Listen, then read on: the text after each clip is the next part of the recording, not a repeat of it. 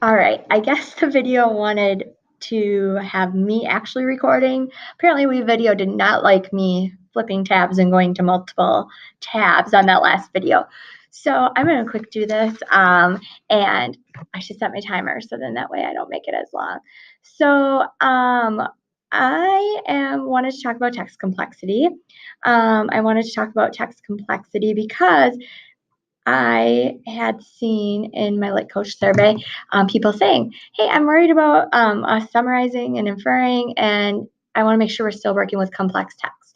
Awesome. Yes, these skills can definitely still be used with complex text, and kids need a lot of practice with that because they are going to be reading more complex text throughout life, and they need to know how to pull out the main idea and summarize and infer in all levels of text. So I figured I will look at some books. If a book's worthwhile, we will do a staff book club on it. And if it's not, I'll just kind of summarize things that I really liked. So I love Doug Fisher, and I printed off the PowerPoint. Waste of paper, yes. I love Doug Fisher and Nancy Fry. This was also by Diane Lapp. Text complexity, raising rigor, and reading. Liked them a lot and found some good points in the book. So the goal of this is to help students use effective strategies to navigate all sorts of text, including complex text. One thing that I like by them is this. I know my voice is a little off because I'm holding this, but they talk about text-dependent questions and questions you can ask about the text. And as you can see at the bottom of the triangle, there's a general understanding and key details where our summarizing comes in, but then you can work up the triangle for your levels of questions, and inference is also on there. I have a literacy team meeting, so I'm hoping to finish this quick. Minute 31. Okay, so these are different levels of questions that you can incorporate in complex text that you're using and using those different strategies. So people are like, loved how you did the think aloud. Can you give me some more tips? Absolutely. So how can you work with complex text? And so modeling was the first thing. So making sure that we're thinking aloud. I guess you don't really need to see this. Making sure that we're thinking aloud as we're reading, like I showed you guys. Super important from the survey. I saw a lot of you guys know how to do this, so you're probably using that.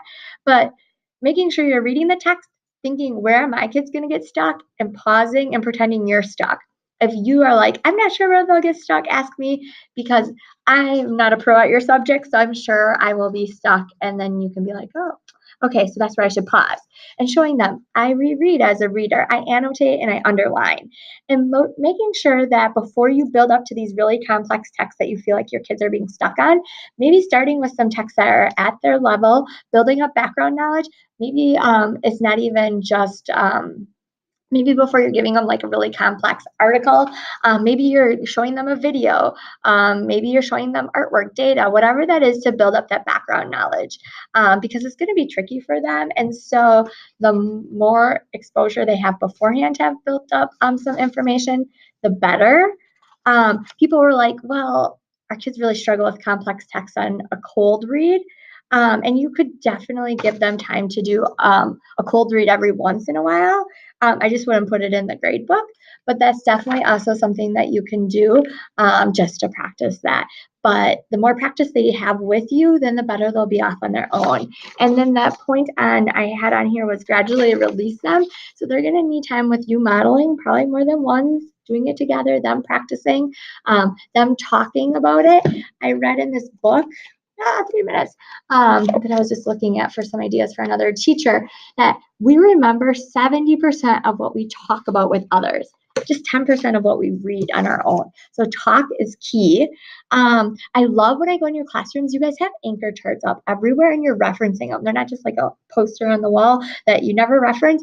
They're a live text that you're using and utilizing, and that is awesome. So that is also very helpful. And I was super impressed to see all the anchor charts up in your rooms. And another thought I had was making sure you remember some texts deserve a second read. So you might read through a text with the kids and you might have a lens, and then you might give them a different lens to look through. I usually say when I'm working on a text that I'm modeling, it's definitely a more difficult text. And then when they're on their own, it's more a level text that they can handle on their own. And then the last point on here, I said practice, practice, practice, because that's what they're going to need to be able to navigate the complex text. But I just didn't want anyone thinking like, oh, because we're summarizing and making inferences, does that mean we're doing this at like a basic level text? But no, these levels of questions can happen with all text. And maybe that's not what people were getting at when they were asking that question. But yeah, good questions. 5 minutes. I'm going to stop.